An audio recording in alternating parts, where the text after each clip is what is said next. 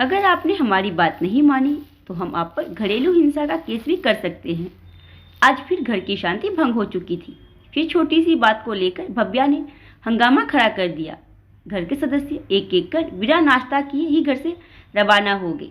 पर रिया जी कहाँ जाती? उन्हें तो इसी घर में रहना था।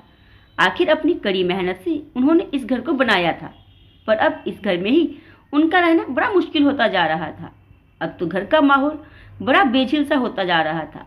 जब से बेटे जय की शादी हुई है, तब से घर का माहौल खुशनुमा होने की जगह बिगड़ता जा रहा है।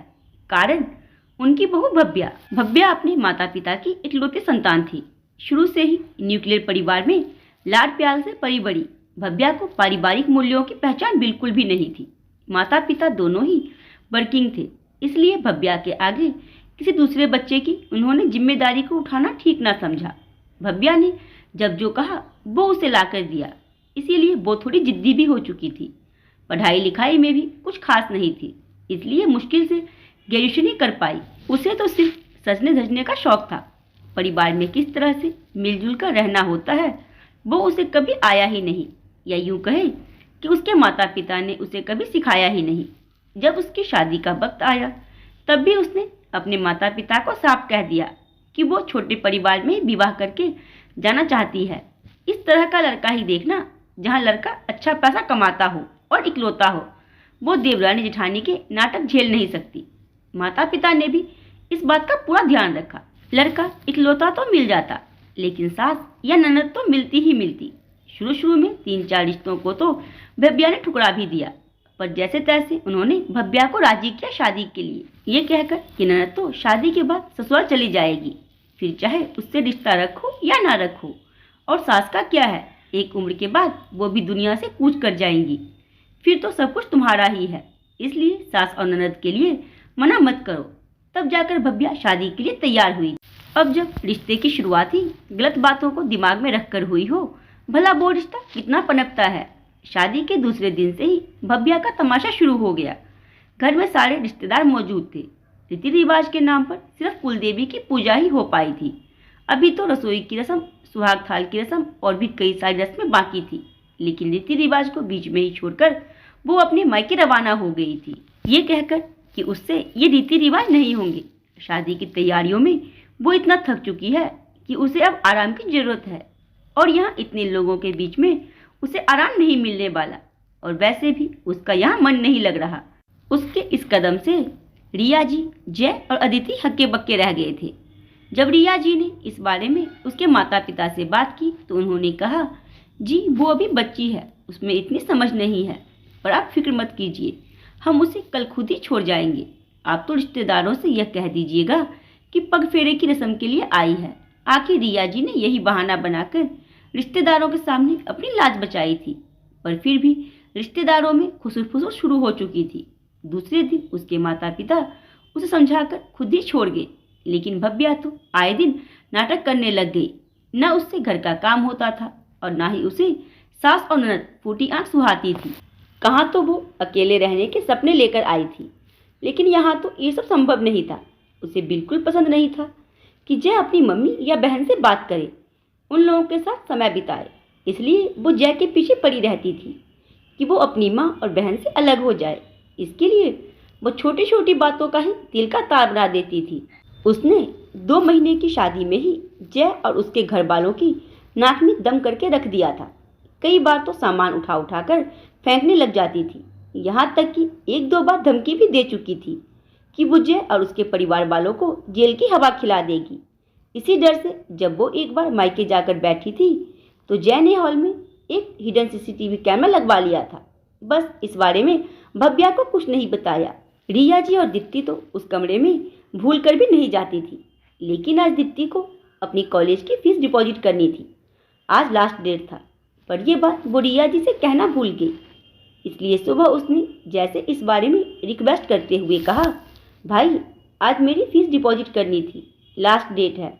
मम्मी से मैं कहना भूल गई, नहीं तो मम्मी कल ही बैंक से पैसे ले आती।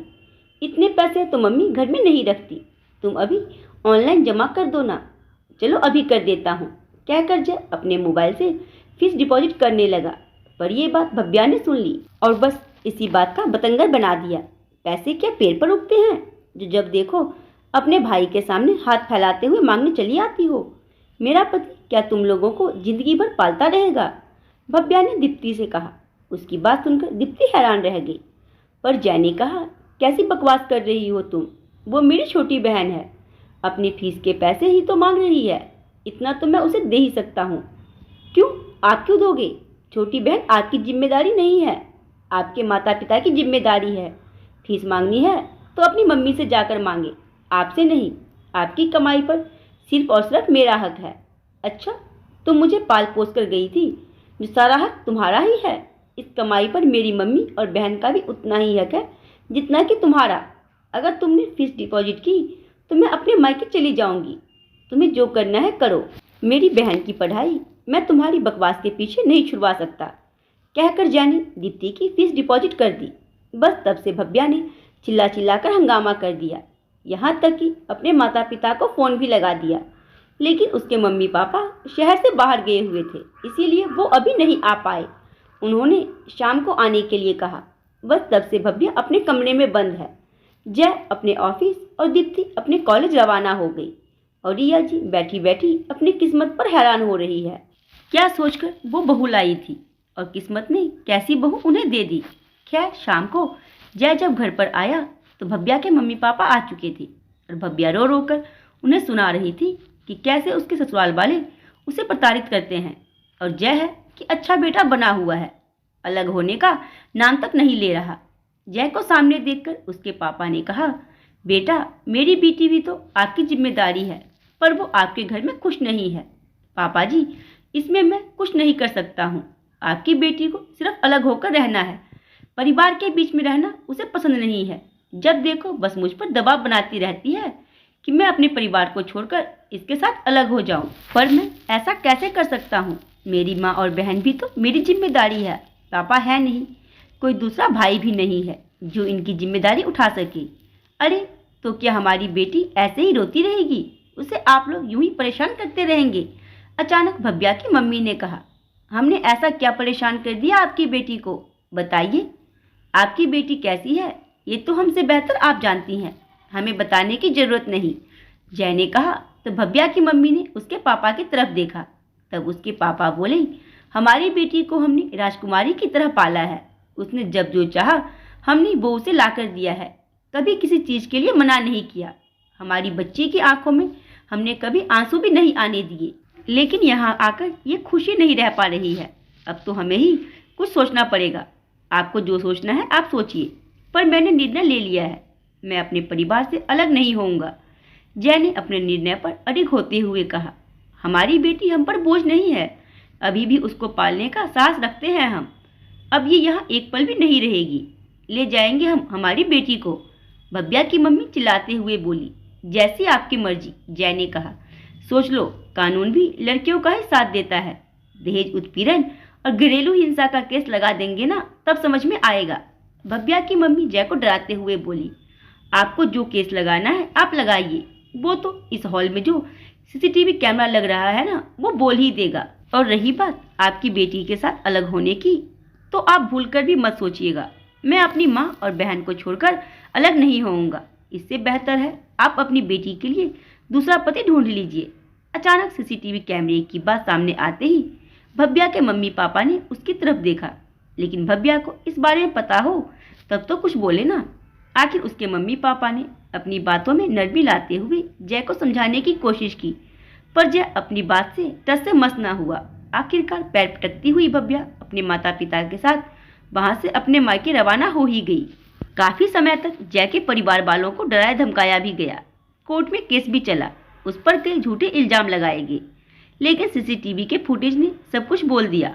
बात लंबी खिंचती देखकर खुद भव्या के माता पिता ने कोर्ट के बाहर ही सेटलमेंट करवा दिया और जय और भव्या का तलाक हो गया।